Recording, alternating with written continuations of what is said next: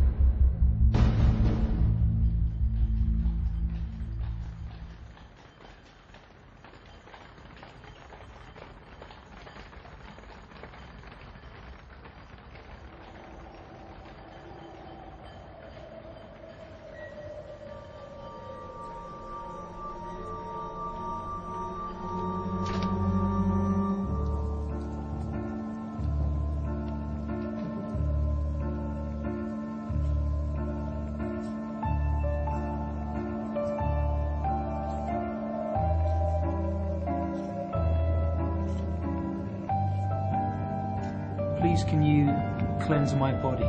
Please can you cleanse my body? Please can you cleanse my soul? Please can you cleanse my soul? Please can you cleanse my mind? Please can you cleanse my mind?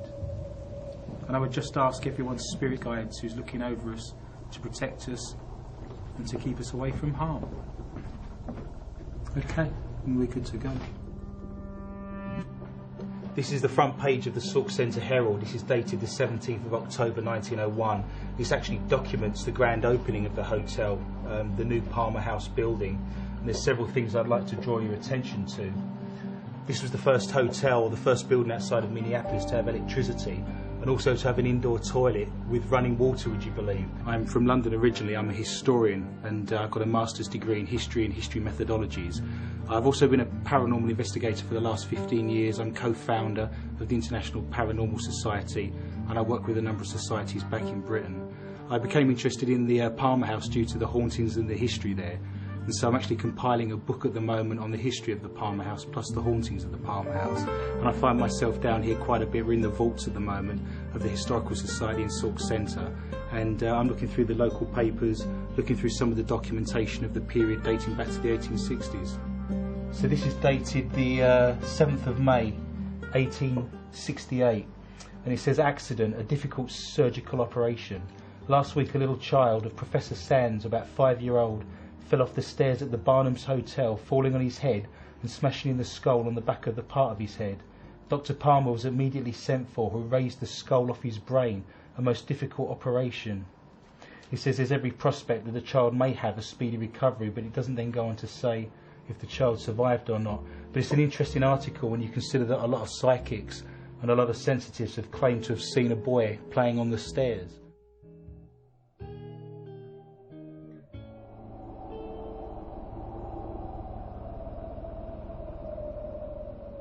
Room 17. This room classically has a lot of activity. Lucy's here, and did you touch that? You didn't touch it, did you? I was just about to say, and that door will close by itself. She'll sometimes slam it to make these pictures rattle right off the walls. Did you just touch that? This is Lucy's chair, and it's okay, Lucy. We're not disrespecting you at all. Thanks for letting us be here. It's okay to sit in her chair. It's not cool to sit in both of them. That leaves her only the bed to sit on, because beds aren't good things for her. So what? Beds aren't good memories for her. Why is that? Because of what her boss made her do in a bed. Raymond, but it wasn't unusual that people that worked here lived here, and they would rotate through taking turns who worked and whose day it was to teach the children. Some people have referred to this as the dog room after they've picked up EVPs of dogs barking. And On a wall back here, actually one of the stones is a perfect profile of this massive dog's head. And interestingly enough, that's what Tim kept seeing last night, was these great big huge dogs. So that was kind of fun. And also, the Palmer family did raise dogs.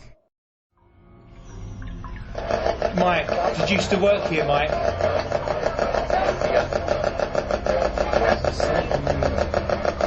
Yeah, so did I. A couple of times. Do you prefer being called Mike or Michael? There's a thing called a Frank's box, and they were built by Frank Sumption in 2002. And he's made about 60 of them, and apparently he had a spirit come to him that gave him the blueprints of how to make one. But you can make your own with a radio from Radio Shack. By cutting certain wires, you can keep it scanning. Can you give me a name, please? What's your name? What tends to happen in here is if you stand here long enough or you sit down, they come in through the door and they sort of stand about there and they observe you.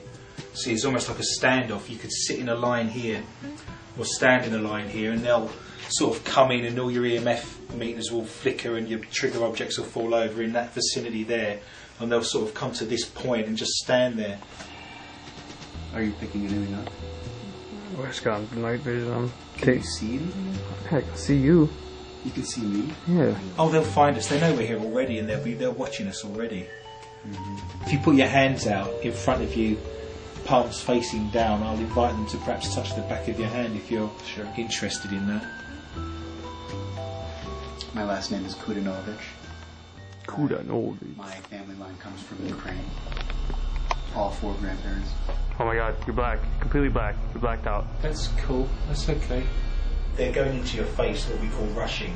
They're looking at you and they're observing you and they're in your face, basically. I mean, if you're okay with that, you're alright with that. Dan, where are you looking? The ear drilling is really intense. Can't make anything out other than pretty much you talk too much. Why would you want us to leave? Can you tell me? Do you want us to go? Yeah. What's empty? Would you like the hotel to be empty?